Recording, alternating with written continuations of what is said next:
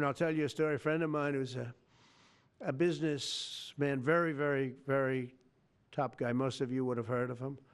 A highly neurotic, brilliant businessman, seriously overweight, and he takes the fat shot drug. And he called me up, and he said, President, he calls me, he used to call me Donald, now he calls me President, so that's nice respect. But he's a rough guy, smart guy, very successful, very rich. I wouldn't even know how we would know this, but because he's got comments. President, could I ask you a question? What? I'm in London, and I just paid for this damn fat drug I take. I said, it's not working. He said, I just paid $88. And in New York, I pay $1,300. What the hell is going on? He said, so I checked, and it's the same box, made in the same plant, by the same company. It's the identical pill that I buy in New York. And here I'm paying $88 in London. In New York, I'm paying $1,300. Now, this is a great businessman, but he's not familiar with this crazy situation that we have. But he was stunned.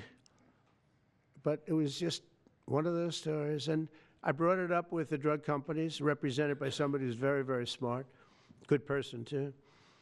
And we argued about it for about half hour. And then finally he just said, because they can't justify it, he just said, look, you got me. You got me.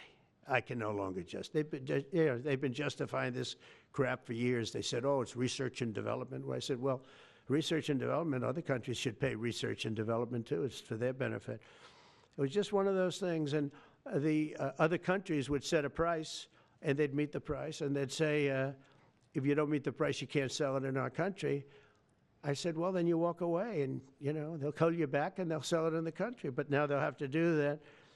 So for the first time in many years, we'll slash the cost of prescription drugs, and we will bring fairness to America. Drug prices will come down by much more, really, if you think 59. If you think of a drug that is sometimes 10 times more expensive, it's much more than the 59%. It depends on the way you want to analyze it, but in one way you could analyze it that way.